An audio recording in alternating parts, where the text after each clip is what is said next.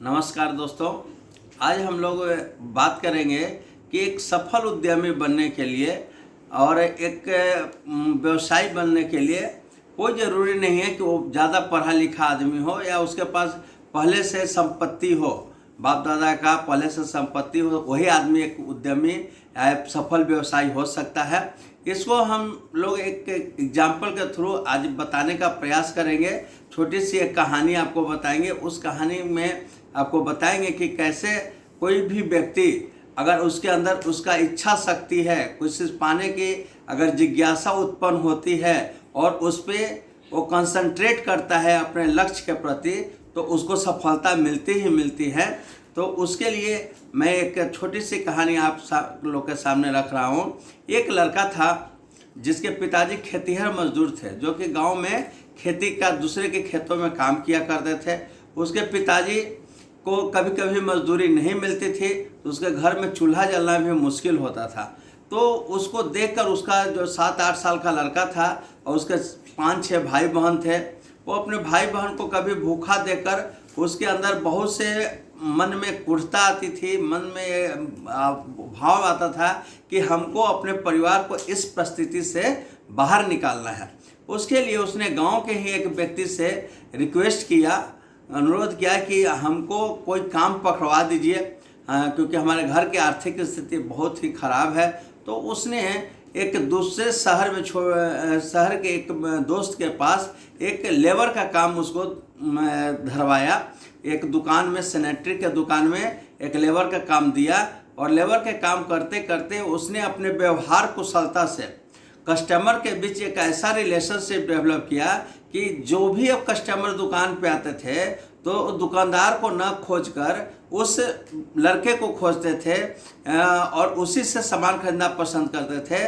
उसी तरह जो भी मार्केट में जो दुकान में सप्लायर आते थे, सप्लाई देने आते थे, वो भी अब दुकानदार को न छोड़कर पूछकर उस लड़के से ही डील करते थे। और दुकानदार को भी ये विश्वास हो गया था कि ये लड़का बहुत अच्छे तरह से मेरा दुकान चला सकता था, चला रहा है और बहुत अच्छे से वो अपने व्यवहार के चलते दुकान चला रहा था। एक दिन एक सप्लायर बैठा हुआ था, आया था। उसने कहा कि क्यों नहीं तुम अपना एक दुकान करते हो, तुम्हारा मार्केटिंग स्किल अच्छा है, तुम अच्छे से कस्टमर से डील कर लेते हो, तुम्हारा हिसाब किताब भी सप्लायर के साथ अच्छा है, व्यवहार भी अच्छा है, तो अपने तुम क्यों नहीं करते। तो उसने अपने परिवार की परिस्थिति को बताया कि हम बहुत ही गरीब फैमिली से बिलोंग करते हैं और हमारे पास उतनी पेइंग कैपेसिटी नहीं है, दुकान खोलने की हमारे पास क्षमता नहीं है। तो सप्लायर ने कहा कि हम जानते हैं कि तुम्हारे अंदर बिजनेस स्किल है, तुम अपना बिजनेस बहुत आराम से अच्छे से चला सकते हो, तो हम अगर तुम अपना कोई दुकान करना चाहोगे तो हम 6 महीना से 1 साल के क्रेडिट पे तुमको अपना माल दे सकते हैं, तुम अगर चाहो तो उसने उसको एक्सेप्ट किया कि आपका प्रपोजल तो हमारा बहुत अच्छा है, लेकिन एक बार जिनके यहाँ हम 5-6 साल से काम कर रहे हैं, अपने मालिक से बात करेंगे, उसके बाद ही करेंगे। तो बोला कि कोई बात नहीं, तुम्हारे पास टाइम है, तुम अपना बात कर लो और उसके बाद अपना काम करना। तो उसने एक दिन अच्छे दिन देखकर, जिसमें मालिक का मूड अच्छा था, वो उसने बात किया और अपना प्रपोजल रखा कि भैया हम भी एक दुकान डालना चाहते हैं, ऐसा ऐसा है। तो बोला कि ठीक है डाल लो। और क्योंकि उसने अच्छा व्यवहार बनाया था तो बोला कि डालो और ज़रूरत पड़े तो हमारे दुकान से भी सामान ले जाना। तो उसको 2 ऑप्शन मिल गए कि एक सप्लायर की तरफ से क्रेडिट पे सामान मिलने का, एक दुकानदार जो जिसके साथ काम करता था वो भी उसको सपोर्ट करने के लिए तैयार हो गया। तो चूंकि वो उस शहर में नए था, कहीं जान पहचान नहीं था, तो उसने उसी इलाके में पुराने दुकान से कुछ दूर हट के एक नया दुकान डाला, जहाँ पे जो भी कस्टमर आते थे पहले दुकान का, उनसे जो कि उनका 5 साल का जो व्यवहार बनाया हुआ था, उस व्यवहार के चलते सारे कस्टमर अब इसके यहाँ से दुकान से माल खरीदने लगे। धीरे धीरे इसका दुकान बहुत अच्छा चलने लगा। तो उसके दिमाग में, लड़के के दिमाग में एक आइडिया आया कि क्यों नहीं एक और दुकान हम अपने इलाके में, गांव इलाके में भी खोल दें ताकि मेरा बिजनेस चल सके। तो एक दिन बैठा हुआ था, सप्लायर से उसने बात किया और पूछा कि आप ऐसा करें कि एक और हम दुकान डालना चाहते हैं अपने भाई के लिए, आप हमको सपोर्ट करिए। तो उसने बोला कि देखो हम तुमको जानते हैं और तुम पे विश्वास के थ्रू तुम्हारे मार्केटिंग स्किल के बदौलत हमने तुमको ये क्रेडिट पे सामान दिया है। हम जब भी माल देंगे तो तुमको देंगे, हम तुम्हारे कोई भाई या किसी को और को नहीं जानते हैं। तो उसने कहा कि ठीक है, जब दूध दुकान करेगा उसको सब माल देंगे तो हम अगर रिस्क लेंगे तो हमको क्या मिलेगा। तो उसने कहा कि तुमको ये रिस्क के बदले 2% एक्स्ट्रा होलसेलर का कमीशन देंगे, जो भी माल जाएगा उसका 2% कमीशन देंगे।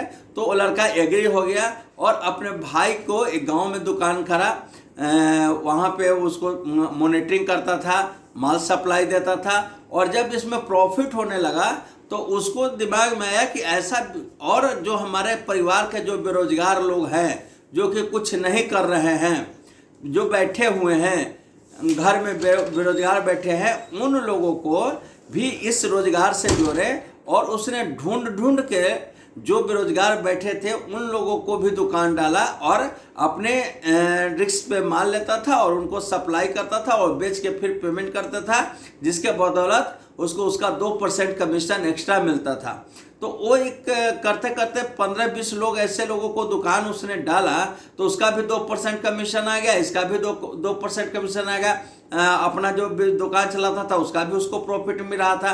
तो ये देखने के बाद उसको लगा कि अब छोटे से कस्बे में दुकान न डालकर अब हमको इसका जो हब है मार्केट का, वहाँ पे जाना चाहिए। और जब वो मार्केट के हब में बिजनेस करने अपना दुकान डाला तो वहाँ से उसने पूरे जिले में अपना सप्लाई चेन बढ़ाया, ज़्यादा से ज़्यादा कस्टमर बढ़ाए। और आज के डेट में उसके पास पटना में 4 मकान, 4 गोदाम और उसका करीब पर डे का इनकम 1 से 1.5 लाख रुपए का है।